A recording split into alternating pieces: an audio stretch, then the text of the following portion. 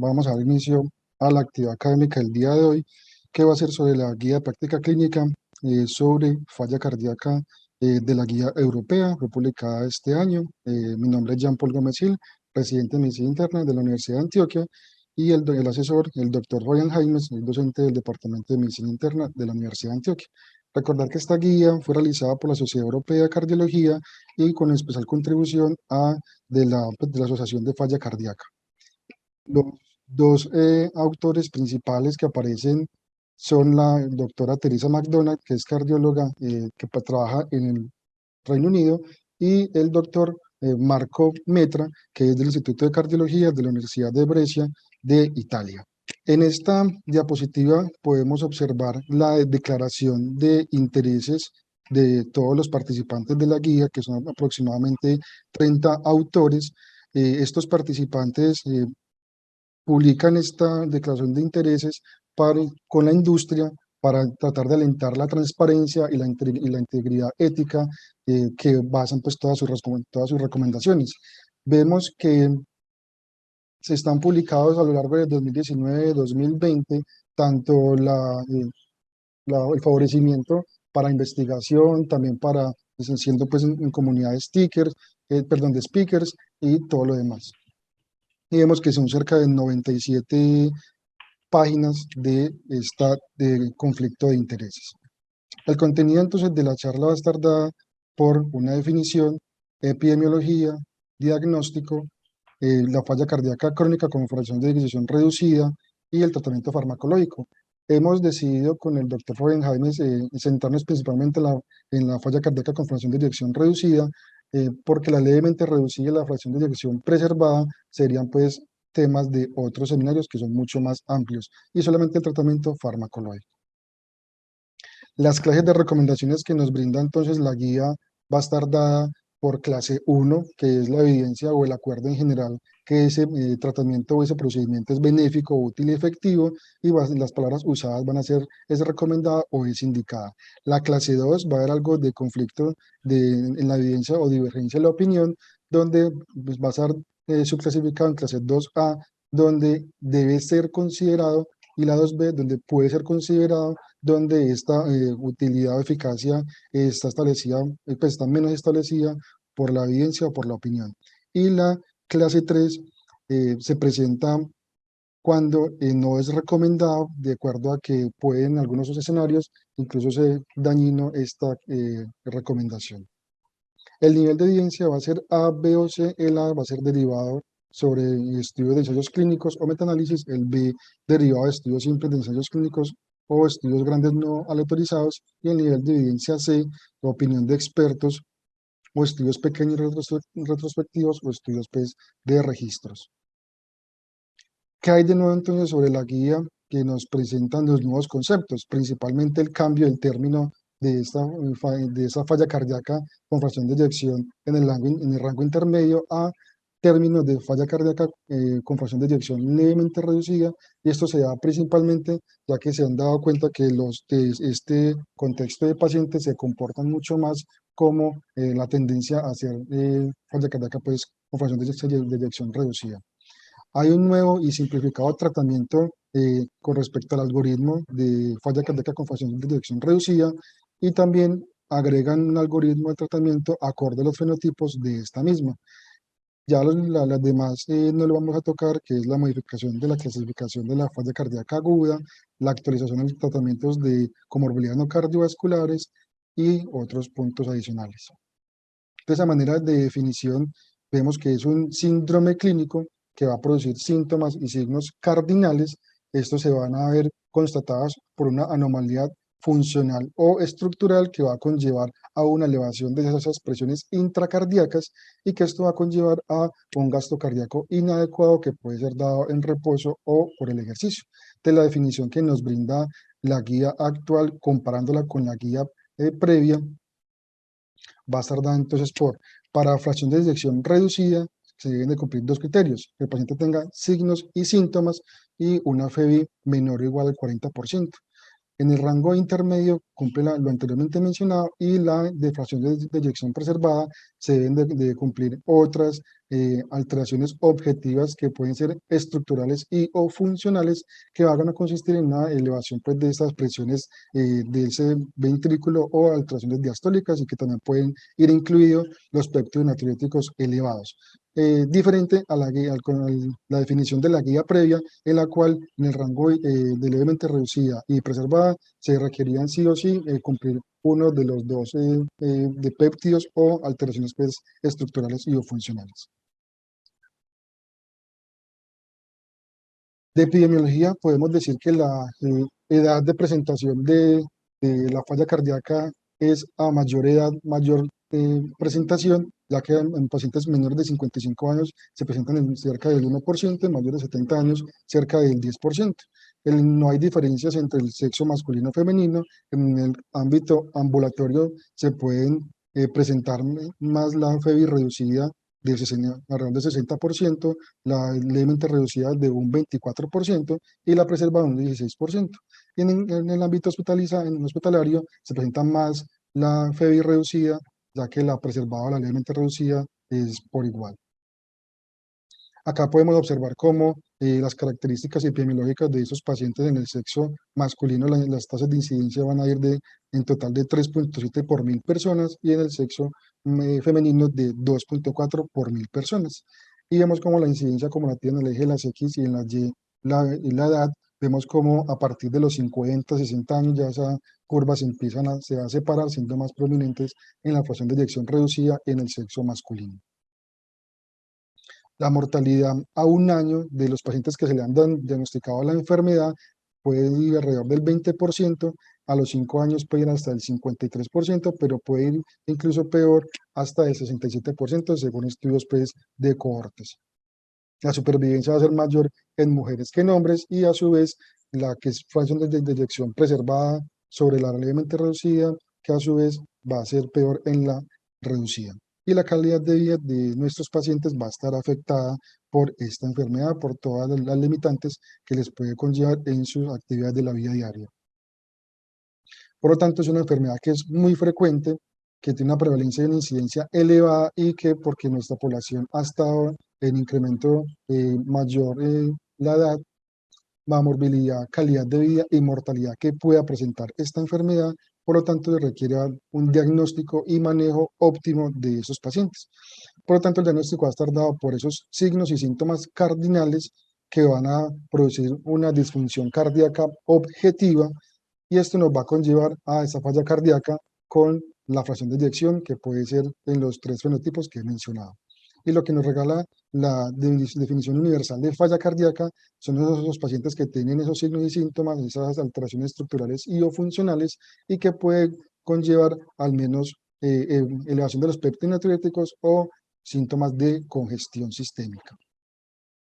Entonces, el algoritmo que nos proponen es el paciente que tenga sospecha de falla cardíaca, factores de riesgo, estos signos y síntomas y un electrocardiograma anormal. Esos signos y síntomas pueden ser típicos o atípicos. Los típicos son los que todos conocemos de disnea, ortopnea, disnea paroxística nocturna, la hinchazón de los tobillos.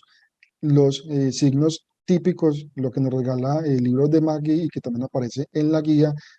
que tiene mejor LR es el reflejo pues, hepatoyugular positivo, un LR de 8, le sigue la lateralización del impulso apical con un LR de 5.8, luego la elevación de la presión elevada de la vena yugular, a su vez también con el S3, un LR de 3.9, que nos pueden ayudar a orientar en la clínica de nuestros pacientes para poderlos diagnosticarnos oportunamente.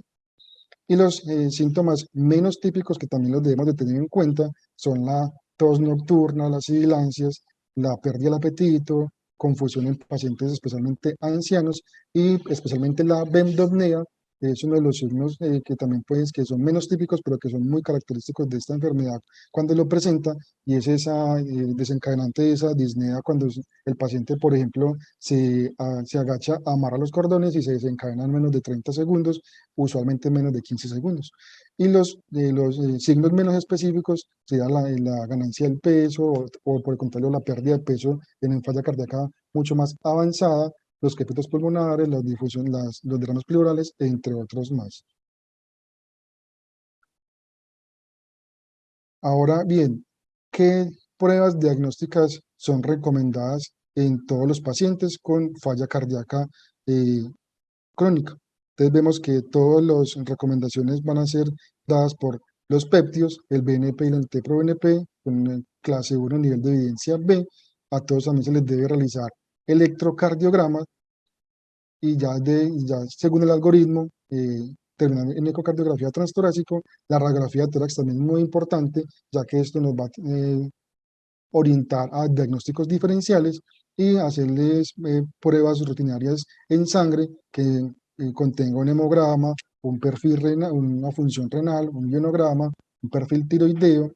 hacerle también ver cómo está la parte de la glicemia,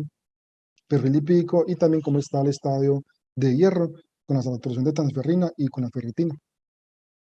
Vemos que en la electrocardiograma lo que se puede documentar es fibrilación auricular, puede presentar ondas Q que pueden ser patológicas, también evidencia de hipertrofia ventricular izquierda o también QRS ancho. Esto va a estar dado porque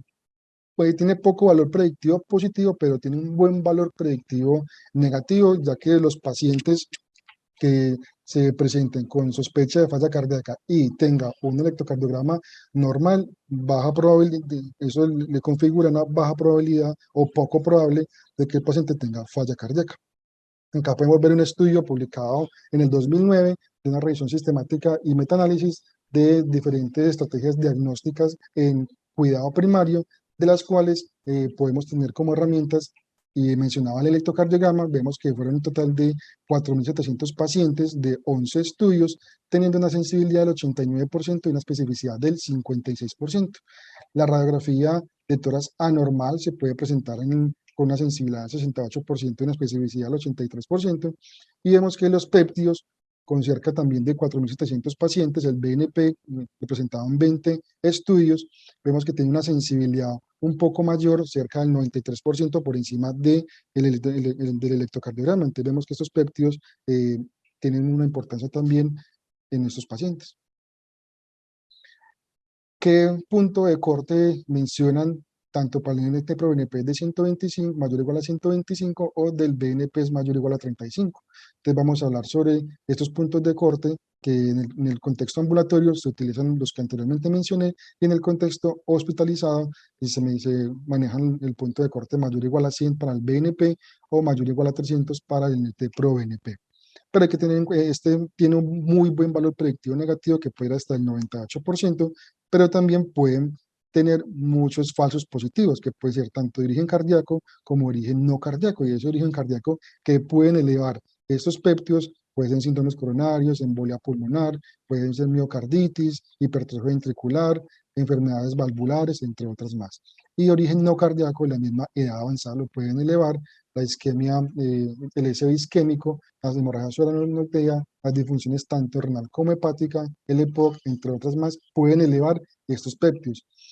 Y los falsos negativos, donde están disminuidos estos péptidos, es más que todo en el contexto de obesidad. Y esto fue un estudio publicado en el 2014, en el cual intentaban evaluar las implicaciones diagnósticas para falla cardíaca en los pacientes obesos con estos péptidos natriuréticos. Y lo que nos brindan es que los pacientes que tengan un IMC por debajo de 25, el punto de corte debería ser 170, con un IMC entre 25 y 35 es de 110, y con un IMC por encima de 35, el punto de corte debería de ser 54, con sensibilidad del 90 y especificidades del 70%. Y lo que ellos trataban de dilucidar el por qué en este escenario era diferente, era que los péptidos en condiciones fisiológicas de este BNP van a tener varios receptores, el NPRA, NPRC, que estos van a conllevar unas señalizaciones por medio de GMP cíclico, que esto se va a traducir en aumento de la lipólisis, disminución del tamaño de los adipocitos, una oxidación de la grasa, aumento de los síntomas de la producción pues, de las mitocondrias, de la termogénesis, y todo esto va a conllevar a una protección en contra de la obesidad y de la resistencia a la insulina. ¿Qué pasa entonces cuando el paciente es obeso o tiene resistencia a la insulina? Esta hay una disminución de estos péptidos, tanto en su secreción como en su actividad. Esto va a conllevar una alteración en la relación de estos receptores NPRA y NPRC, y por lo tanto va a conllevar a una disminución de esta señalización que va a tener su efecto pues, protector. Ahora sigamos bien con, luego de haber hecho estos pasos anteriores, si el paciente tiene una alta sospecha de falla cardíaca o si los péptidos no están disponibles, se debería de seguir con el ecocardiograma, cosa que ocurre muy frecuentemente en nuestro medio, que tenemos más disponibilidad de la ecocardiografía que de los péptidos por su demora en procesamiento y todo lo demás. Entonces, en el ecocardiograma podemos observar las alteraciones tanto estructurales como funcionales, que los principales van a ser el índice de masa del ventrículo izquierdo, que va a tener un umbral diferente en el sexo femenino y en el sexo masculino. El índice del volumen del auricular izquierdo va a ser dado por encima de 34 mililitros por metro cuadrado en ritmo sinusal, pero que puede ir este umbral mayor a 40 mililitros por metro cuadrado en presencia de fibrilación auricular. La relación EE' mayor de 9 también se debe de buscar en estos ecocardiogramas, y los niveles de péptidos del NT-proBNP y del BNP van a ser diferentes si están en el contexto del ritmo sinusal o de fibrilación auricular. Recordar que hasta el 20% de estos pacientes que son obesos pueden tener estos péptidos por debajo del umbral, y que incluso se pueden diagnosticar por medio de, pues, invasivamente, de falla cardíaca con fracción de eyección preservada, y por lo tanto lo que mencionaba pues de que pueden haber falsos negativos en el contexto pues de obesidad. También evaluar la presión sistólica de la arteria pulmonar mayor de 35 milímetros de mercurio, o la velocidad de respiración tricuspidia en reposo mayor de 2.8 metros por segundo. Luego de evaluar esta parte del ecocardiograma, nos van a brindar los fenotipos de falla cardíaca, que es menor o igual al 40% reducida, entre 41 y 49% levemente reducida, y mayor o igual al 50% fracción de eyección preservada. Hay unas características que pueden diferenciar estos fenotipos. La reducida es más en hombres que en mujeres, la enfermedad coronaria es mucho más frecuente, y la diferencia de las comorbilidades no cardíacas no son tan frecuentes. Ese es un grupo de mayor mortalidad. La levemente reducida es similar a la reducida, donde la enfermedad coronaria también es más probable, hasta en el 50-60% de los pacientes, y la FEI preservada más en mujeres que en hombres, en contextos de ancianos, y tiene mucho mayor comorbilidad, tanto de FA, enfermedad renal crónica, entre otras más, y hasta un tercio pueden evolucionar a una FEBI reducida. Entonces, con base a todo lo anteriormente mencionado, de la sospecha clínica, de que el paciente presente péptidos elevados si están disponibles o no, en el contexto del ecocardiograma ya clasificamos los fenotipos, debemos intentar buscar la etiología del por qué el paciente está en falla cardíaca. La etiología puede ser múltiples, puede ser por enfermedad coronaria, por hipertensión, por enfermedad valvular o por arritmias, que son las más frecuentes, pero también pueden ser cardiomiopatías, enfermedades congénitas, de origen infeccioso, inducida por medicamentos, también infiltrativas, trastornos de depósito y otras más que debemos evaluar con sus respectivos exámenes de extensión. Porque todo esto, si no tenemos claridad del por qué el paciente está en falla cardíaca y sospechamos, por ejemplo, una enfermedad infiltrativa, una enfermedad inflamatoria, la guía nos recomienda que debemos realizar una resonancia cardíaca, e incluso también cuando los pacientes no tienen una adecuada ventana acústica en el ecocardiograma, también se debería realizar una resonancia. De lo que venía mencionando, si el paciente tiene sospecha de enfermedad infiltrativa, enfermedades de depósito, enfermedades inflamatorias que estén infiltrando pues, la parte cardíaca, con con una clase 1, nivel de recomendación C. Y ya en la parte de la angiografía coronaria, los pacientes se les debería ofrecer cuando tengan angina, que estén todavía con síntomas a pesar del tratamiento farmacológico, o que hayan tenido arritmias ventriculares sintomáticas por una clase 1, nivel de recomendación B. Cuando el paciente tiene una probabilidad intermedia o alta de enfermedad coronaria, también se debería considerar usar estas pruebas de angiografía coronaria, cuando también se documente en las pruebas de estrés no invasivas. Y las otras, con grados de recomendación mucho menores, ya de 2A a 2B, se deberían de considerar también la tomografía coronaria en pacientes principalmente con baja o intermedia probabilidad pretest de enfermedad coronaria. Todo esto para llevar a que el paciente debe tener un manejo multidisciplinario, debe ser ingresado a un programa de falla cardíaca para tratar de disminuir esos riesgos de hospitalización y mortalidad. También por medio de una enfermera profesional especializada en falla cardíaca, se le debería de concientizar al paciente en el automanejo, que eso también se ha visto en reducción de la mortalidad y también de las hospitalizaciones, y a los pacientes también se les debería ofrecer eh, vacunación tanto como para influenza como para neumococo. La rehabilitación cardíaca se les debe ofrecer a todos los pacientes, todo esto para mejorar la capacidad del ejercicio, la calidad de vida y la reducción en la hospitalización por falla cardíaca. Entonces vamos a mencionar levemente la fracción de eyección reducida y el tratamiento. Lo que la guía nos recomienda es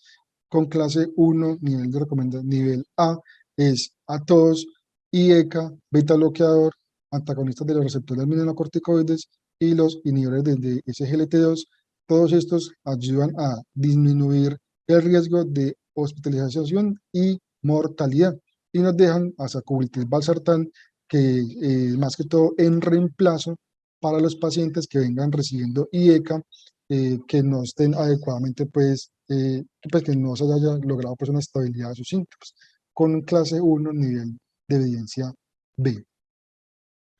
Los IECA entonces han demostrado por estos estudios el consenso que fue el que evaluó el enalapril versus el placebo en pacientes con falla cardíaca que estaban congestivos, NIHA 4, con un seguimiento aproximadamente de 6 meses, disminución de la mortalidad por todas las causas. El estudio SOBT también demostró por medio del enalapril contra el placebo en FEBI por debajo o igual a 35%, NIHA 1 a 4, seguimiento de 3.5 años y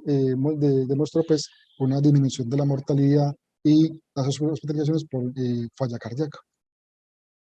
Contraindicaciones para el uso de estos medicamentos. Paciente tenga historia de angioedema, estenosis de arterias renales bilateral que sea conocida, gestación o riesgo de gestación, que tenga una reacción alérgica conocida o otra específica del medicamento, precauciones para el inicio de estos medicamentos y los cuales debemos de tener un seguimiento mucho más estricto, va a ser potasio por encima de 5, una creatinina por encima de 2.5 o una tasa de filtración por debajo de 30, sistólicas por debajo de 90 y que tengan las interacciones con todo este resto de medicamentos que aparecen en la diapositiva. Importante, se deben de iniciar los pacientes que estén estables en comunidad y los pacientes que tengan NIHA 4, que tengan una falla cardíaca grave, que hayan tenido una exacerbación actual o reciente, se deberían de pedir el consejo al especialista. Y a todos los pacientes hospitalizados con empeoramiento de esta falla cardíaca, luego de estabilizarlos, de mejorarles la parte de la congestión y tratar de intentarlos llevar a la euvolemia, se le debería de comenzar el IECA antes del egreso. Las dosis que se deben de comenzar, dependiendo del IECA que usemos, el más frecuentemente utilizado es el enalapril de 2.5 miligramos 2 veces al día, la dosis inicial, pero la dosis objetiva van a ser de 10 a 20 miligramos 2 veces al día. Los efectos que debemos de tener en cuenta que pueden producir estos medicamentos van a ser dados por mareo, aturdimiento, que pueden ser comunes, pero que pueden ir resolviendo en el tiempo. Hay que evaluar otra clase de medicamentos que pueden estar asociados y pueden también producir estos síntomas, como algunos nitratos, otros vasodilatadores, porque si el paciente no está congestivo, se debería pues, también de reducir los diuréticos. La tos es uno de los síntomas que pueden presentar estos pacientes, pero hay que evaluar otra causa de la tos, porque usualmente estos pacientes pueden ser fumadores con enfermedades pulmonares,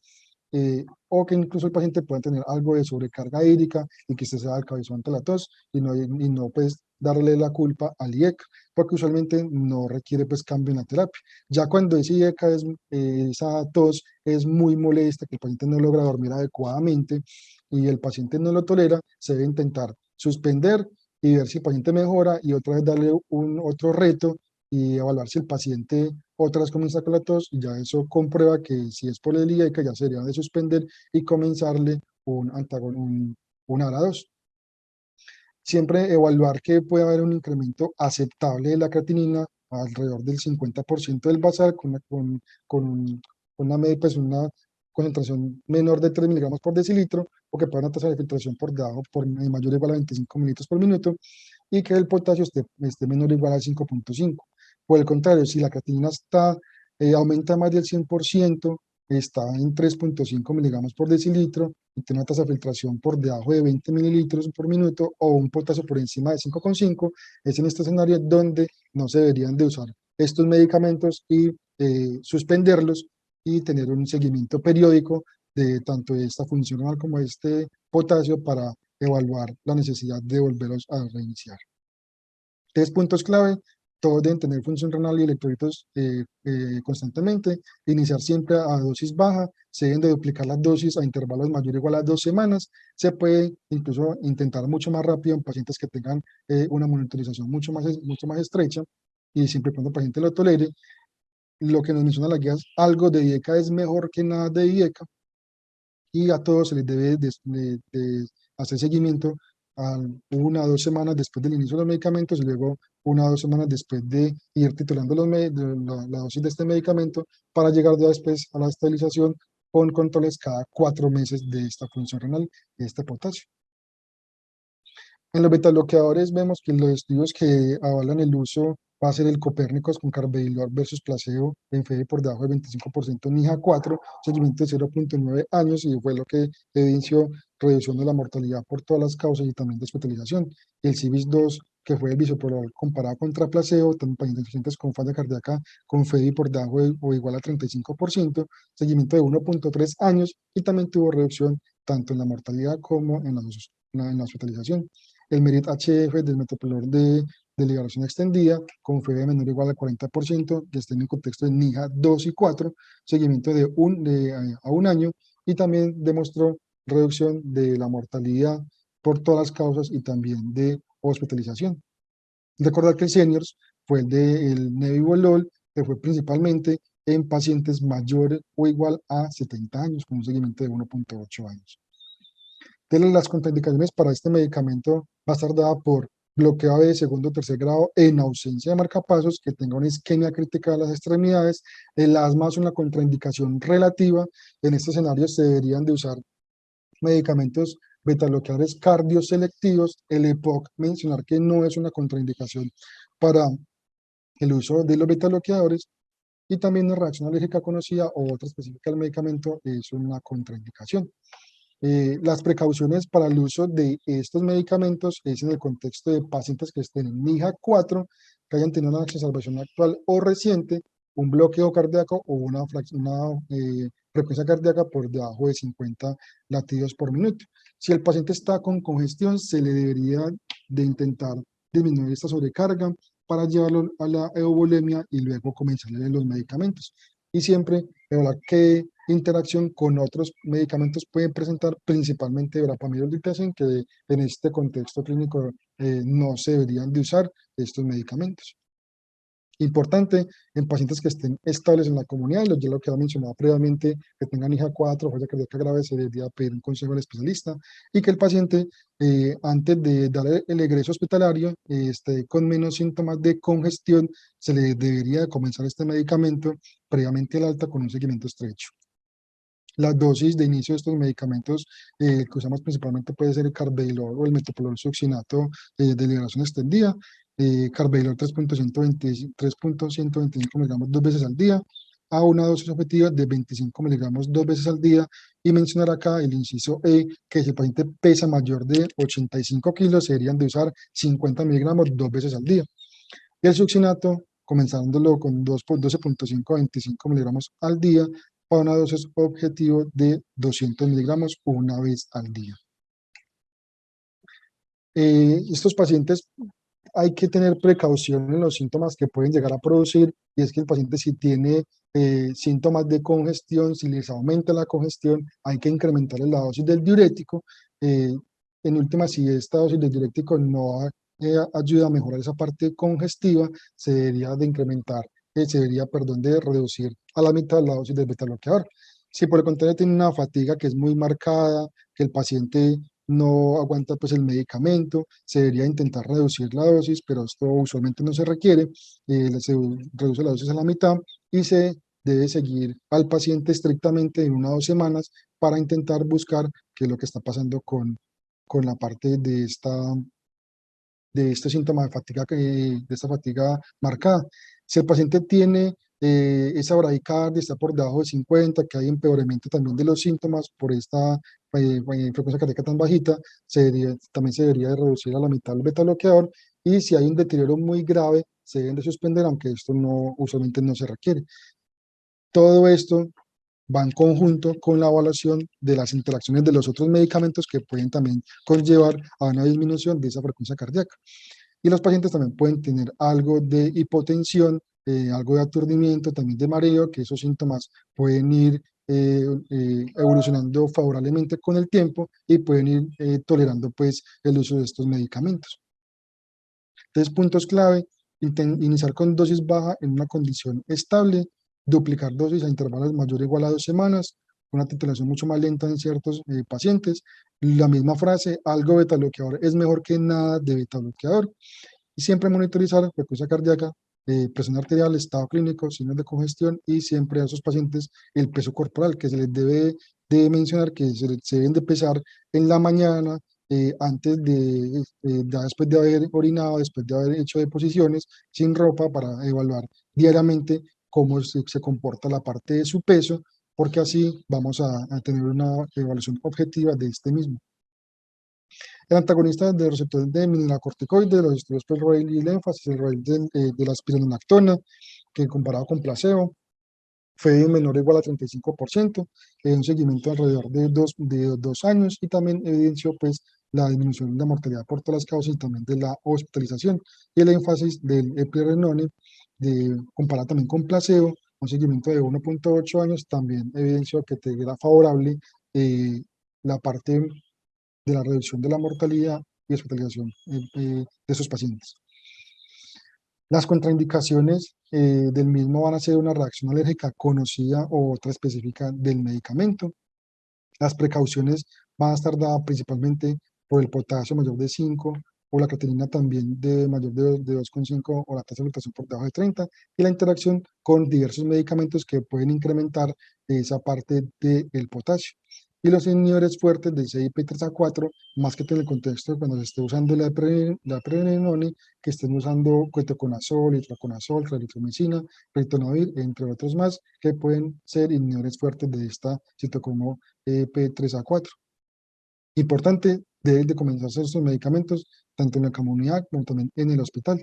Dosis que se deben de iniciar de prevenir 25 miligramos, a su vez también de espironolactona, 25 miligramos una vez al día. Este inciso F menciona que se podrían comenzar dosis menores de 12,5 miligramos en pacientes que tengan precaución por su falla renal o por hipercalemia, con dosis objetiva de 50 miligramos una vez al día.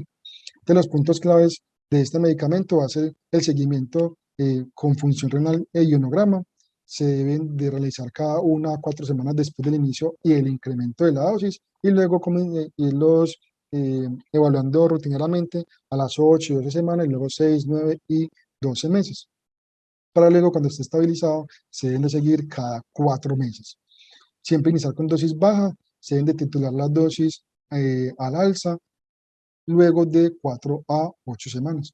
Y como ha mencionado, este medicamento debe requerir ajuste de dosis de acuerdo a la función renal y al potasio sérico, y nos mencionan que si el potasio sérico está por encima de 5,5, una creatinina de mayor de 2,5, con una tasa de filtración por debajo de 30, se debería de reducir la dosis del medicamento en un 50%, y realizar unos controles periódicos de esta función renal y este potasio sérico. Si por el contrario está por encima de 6, creatinina por encima de 3,5, una tasa de filtración por debajo de 20, definitivamente se deberían de suspender y solicitar el concepto pues del especialista. Los medicamentos que ingresaron pues a la guía comunidad de recomendación pues clase 1, nivel de evidencia B, fueron los ARNI, este medicamento, pues la inhibición pues, de la nitroglicerina-angiotensina versus en el april que fue este estudio en falla cardíaca llamado Paradigm HF, publicado en el 2014, donde evaluaron 8.400 pacientes con fracción de eyección reducida, a evaluar la dosis de sacubitril valsartán 200 miligramos cada 12 horas, comparándolo con enalapril 10 miligramos cada 12 horas. Acá llama la atención es que la dosis del medicamento no fue la dosis tope, que es de 20 miligramos cada 12 horas, sino que causar fue 10 miligramos cada 12 horas, e intentaron evaluar la parte de los desenlaces tanto de hospitalización como mortalidad. Y acá vemos cómo ese desenlace primario, esa mortalidad por cardiovascular, esa mortalidad por todas las causas o de hospitalización tuvieron HRs favorables, cerca de 0. Alrededor de 0.8, y que eran estadísticamente significativos, como lo podemos ver también en esta tabla, mejor representados, donde el medicamento eh, evidenció que era importante en el contexto de esos pacientes con falla cardíaca con fracción de eyección reducida. Por lo tanto, pacientes ambulatorios que estén sintomáticos a pesar de la terapia médica óptima y de beta bloqueador, antagonista del receptor mineralocorticoide, se deberían de usar los ARNIs en reemplazo del IECA. En pacientes hospitalizados, hay dos estudios que mencionan que parece ser seguro, disminuyen muerte cardiovascular y hospitalización por falla cardíaca, que fueron cerca del 42% comparado con el enalapril. Y en pacientes que en IECA naïf pudiese ser considerado iniciar el medicamento con una clase 2B, nivel de evidencia B, la dosis del medicamento va a ser de 49, 49 y 51 miligramos 2 veces al día, con una dosis objetiva de 97 y 103 miligramos 2 veces al día. Pero se puede usar, por dar un inciso C, que se puede usar dosis más baja de 24 o 26 miligramos 2 veces al día en pacientes seleccionados, y los dan como cuando tengan sistólica entre 100 y 110, que sean naif de IECA o ARA2, y que tengan unas tasas de filtración entre 30 y 60 mililitros por minuto. Las contraindicaciones van a ser similares a la parte de los IECA, y mencionar también que estos medicamentos producen hipotensión. Estos pacientes, si tienen síntomas de hipotensión o tienen una sistólica por debajo de 90, no se debería de comenzar este medicamento. Las precauciones deberían de tener un periodo de lavado cuando el paciente venga recibiendo IECA, al menos de 36 horas para el comienzo de los ARNIs, y las mismas recomendaciones que venían, precauciones, perdón, que tienen conocidas con el potasio y con las interacciones con otros medicamentos. Importante, pacientes estables en la comunidad. Lo mismo que si el paciente está falla cardíaca grado en IJA 4, se debería pedir consejo del especialista. Y si el paciente está con empeoramiento de la falla cardíaca, pero luego de estabilizarlos, se le podría también comenzar este medicamento antes del egreso. Puntos clave. El seguimiento se debe hacer con función renal y potasio 1 o 2 semanas después del inicio, y también después de titular las dosis. Ya luego monitorizando estos mismos cada 4 meses. La dosis siempre iniciarlo con dosis más baja, y la duplicación de esas dosis van a ser intervalo mayor o igual a 2 semanas hasta alcanzar la dosis objetivo o que sea la máxima tolerada por el paciente. Las mismas precauciones en los pacientes, y es principalmente dado por la hipotensión, puede también dar aturdimiento y estos mareos, la tos, las mismas consideraciones que le mencioné en los IECAS. Y en pacientes, en la parte de la función renal, es aceptable con tasa de filtración de 30 y un potasio menor o igual a 5,5, pero si la tasa de filtración está por debajo de 30 y un potasio por encima de 5,5, se deberían, pues no estarían contraindicados, se deberían suspender estos medicamentos y evaluar periódicamente. Los inhibidores de SGLT2, la apaglifosina y la empaglifosina, son los dos medicamentos pues, prototipos para el contexto de falla cardíaca, y están recomendadas en adición a esta terapia médica óptima para pacientes con falla cardíaca con fracción de eyección reducida, independientemente, y esto es muy importante, independientemente si el paciente tiene o no tiene diabetes. Esto sale del estudio del DAPA-HF publicado en noviembre del 2019, donde evaluaron en 4.700 pacientes esta FEBI reducida, DAPA, recibir 10 miligramos al día más terapia médica óptima, versus la terapia médica óptima, evaluando las hospitalizaciones y la mortalidad. Y vemos que SHR para todos estos desenlaces fue benéfico, estadísticamente significativo, un HR de 0,74 para el desenlace primario. Como lo podemos también observar en esta tabla, mejor para DAPA-HF, entonces está recomendado el medicamento. De empaglifosina, el Impero Reduce, publicado en octubre del 2020, en 3.700 pacientes con FEI reducida, también a recibir 10 miligramos más terapia médica óptima, comparándola con la terapia médica óptima, evaluar pues, la mortalidad y las hospitalizaciones. Y vemos que también este HR, pero para el desenlace primario, fue positivo de un HR de 0,75, que fue estadísticamente significativo, y para su utilización tanto primera vez como recurrente, también un HR de 0,70, que fue estadísticamente significativo, y llamativamente la muerte cardiovascular, el desenlace en realidad, pues no les dio, le dio un HR de 0,92, que cruza pues la unidad con intervalos de 0,75 y 1,12, intervalo que es la unidad, lo que digamos que empujaba este resultado era la hospitalización por falla cardíaca. ¿Qué otros efectos protectores cardiovasculares se han dado por estos medicamentos? Hay unos efectos directos e indirectos, pero estos medicamentos, estas son hipótesis, todas están buscando pues el efecto de estos medicamentos benéficos en la parte cardiovascular, y vemos que intenta mejorar el metabolismo miocárdico, reducir tanto la pre como la postcarga, reducción en la apoptosis de los cardiomiocitos, mejora también la fibrosis miocárdica, entre otros más mecanismos que se han evaluado tanto directos como indirectos. Contraindicaciones: reacción alérgica conocida o otra específica del medicamento, que gestación o riesgo de la misma o lactancia, tasa de filtración por debajo de 20 mililitros por minuto, y mencionar que el DAPA-HF incluyó pacientes fue por encima, con tasas de filtración por encima de 25 mililitros por minuto.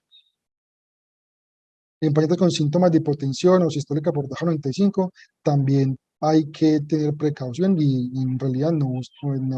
usarlos en este escenario. Las precauciones del medicamento en pacientes diabéticos tipo 1 pueden tener un riesgo de cetoacidosis diabética tanto hiperglicémica como euglicémica, la glucosuria, que esto es importante porque puede conllevar a infecciones genitales fúngicas o también urinarias, y la interacción con otros medicamentos que pueden ser hipoglicemiantes, también hay que tenerlos en cuenta, y por el riesgo también de deshidratación, de hipovolemia, los diuréticos que también pueden venir recibiendo, como las tiazidas o los diuréticos de ACE. Importantes, se deben de usar en los pacientes, lo que nos recomienda la guía en el apéndice suplementario es que se pueden comenzar en la comunidad y también en el hospital. La dosis de los medicamentos es la misma para ambos, 10 miligramos una vez al día.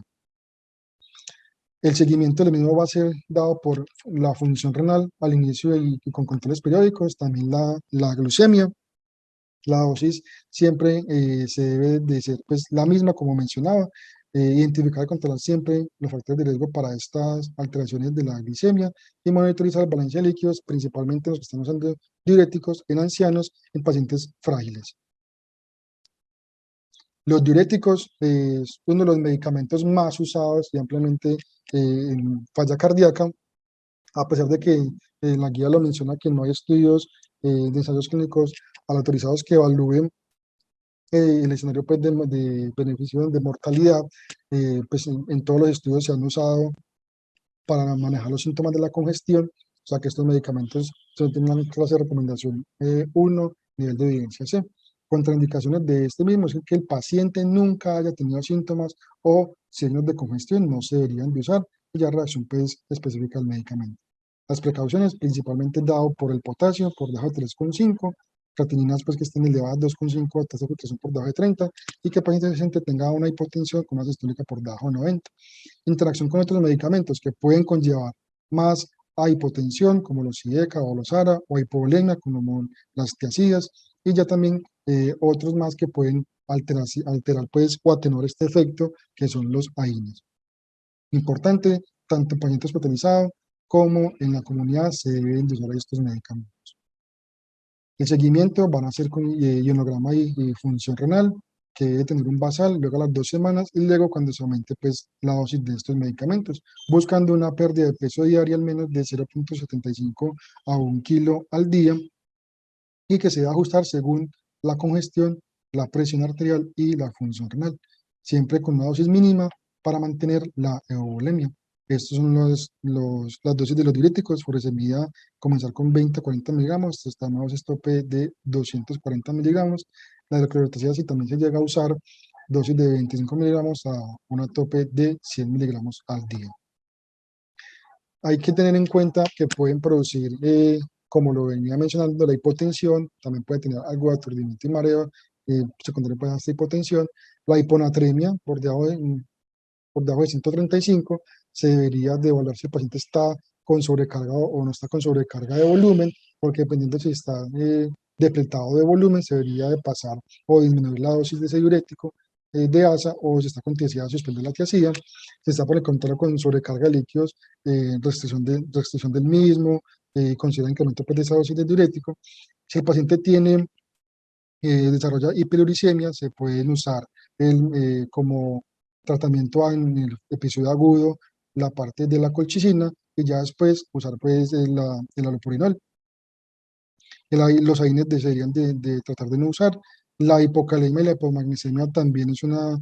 causa frecuente, pues una causa que puede producir estos medicamentos, y en este punto se pueden incrementar la dosis de los IECA o evaluar también la parte de los antagonistas del receptor mineralocorticoides incrementando la dosis. Hay que hablar siempre a esos pacientes la sobrecarga de líquidos y la resistencia a la respuesta al medicamento. Se deberían de evaluar periódicamente para saber si el paciente va o no mejorando.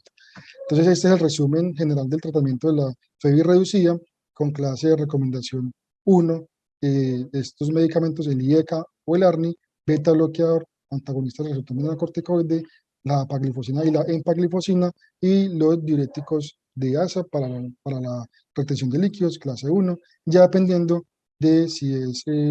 tiene QRS ancho o QRS disminuido, se deberían considerar los dispositivos cardíacos, que no los vamos a mencionar porque ya sería pues un tema mucho más amplio. ¿Qué otros medicamentos se pueden usar cuando el paciente, que están recomendados también, serían los ARA2,